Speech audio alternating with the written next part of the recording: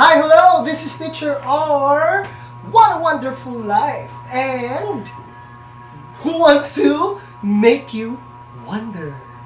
And today I'm so happy and glad to demonstrate on how to cook crispy fried cabbage roll. So let's introduce the ingredients that we need. So these are the ingredients. So we have 1/2 kilogram of ground pork. Then 2 potatoes. You have to mince it. Okay? And then 1 whole onion. Mince it also. And 6 cloves of garlic. You have to mince it too. So the 3 cloves and the half of this, I separated it because we will be needing it later in sauteing the fillings of the roll. Then we will also be needing 1/2 teaspoon of salt.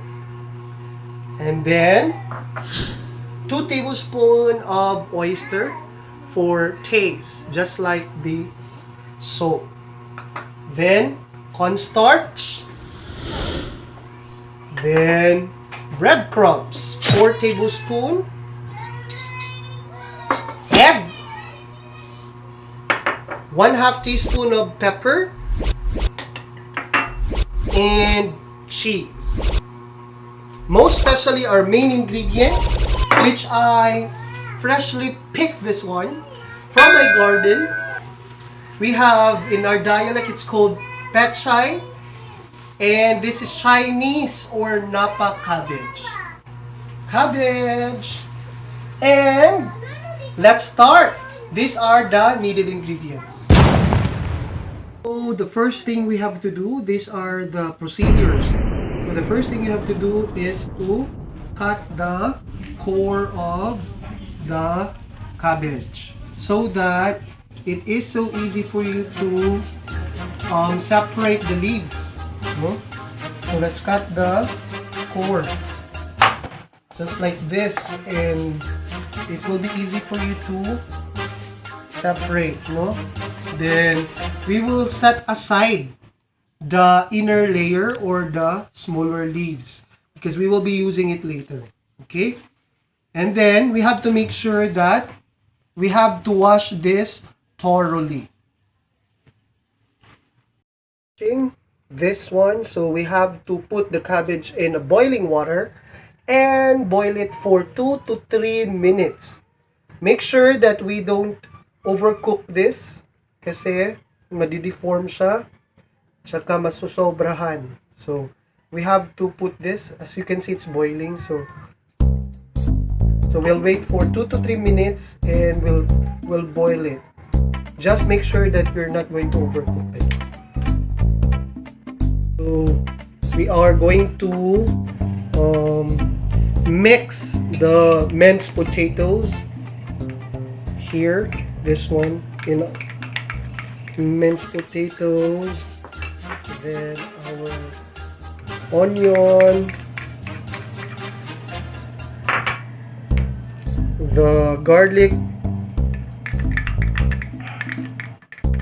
then the one that we set aside. These are the smaller leaves of the cabbage. And then we have to mix this one. While mixing, we have to add 1/2 teaspoon of salt for taste. And aside from that, another 1/2 teaspoon of pepper. Okay. Then we will also add 2 tablespoons of oyster sauce.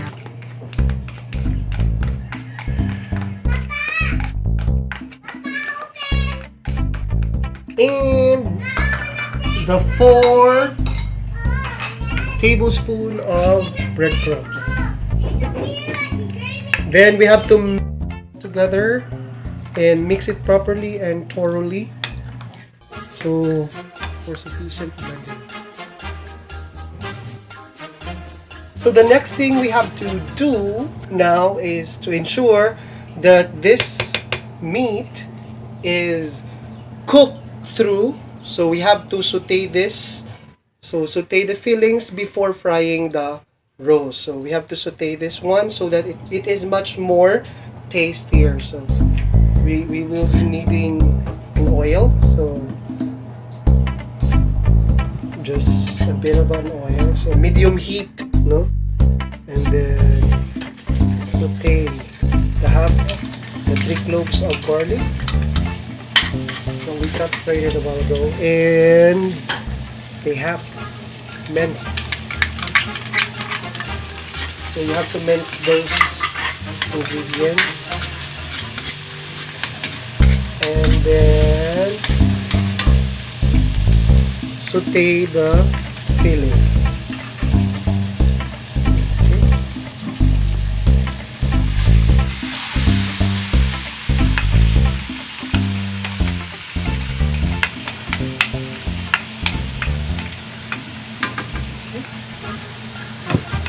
So we have to saute this one. It's already flavored and seasoned with the pepper, the oyster sauce, the salt.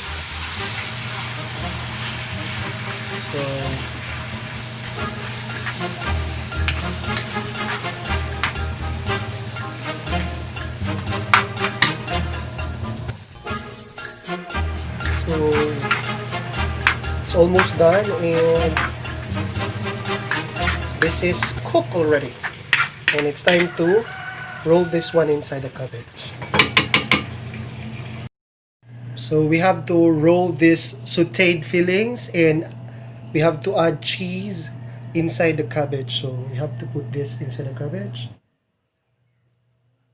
Instead of lumpia wrapper, you will use cabbage.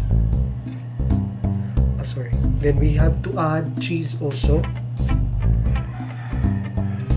to make it more tastier.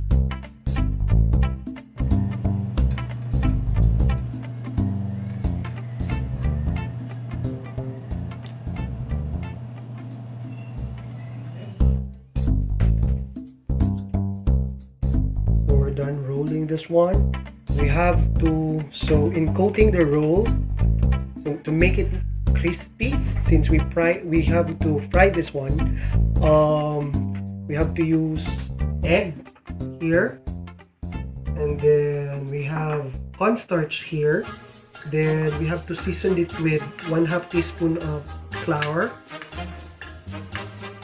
okay, and 1/2 teaspoon of salt, and then mix it. So, and of course breadcrumbs to make it more crispy. So this is how you are going to do it, no? So we have to coat first. So sample this one. We have to coat first this cabbage, rolled cabbage, with cornstarch. Cornstarch first, and then followed by the egg, and then we have the breadcrumb.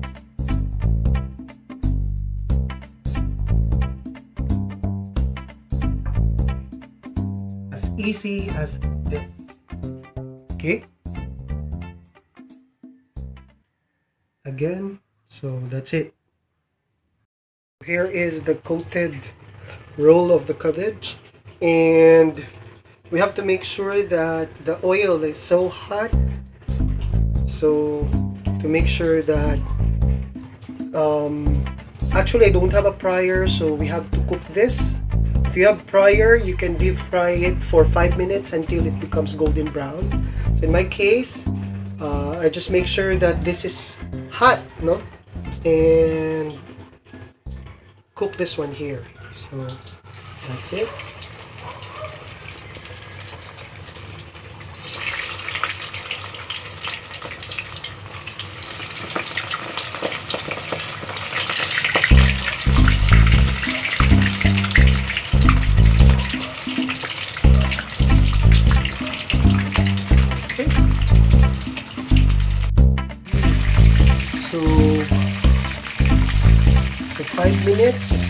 5 minutes, and as you can see, it's getting brown. You can already see the golden brown color. That means that it's already cooked.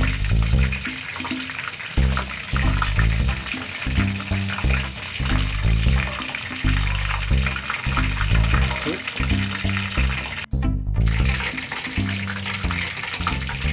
Make sure that you can, as much as possible, you can sift the oil, or so that it will not be so oily. You can also use kitchen towel or tissue to sift the oil. Okay, so here is our finished product, which is our crispy fried cabbage roll. And I'm sure that, mga mommies, this is just so affordable at the same time, so nutritious, lalong-lalo na yung mga bata hindi mahilig sa mga vegetables. You can cook with this. At the same time, I'm sure na this is profitable, no? So go ahead and try this one. So here is my finished product. Okay, and this is ready for serving and plating. So actually, I prepared something here for my wife and the 2 kids. So I have here 3, which means I love you, and that's for you, my camera woman. My wife is there. This is for you. And this is Teacher R, who wants to make you wonder, and I thank you. Bye bye.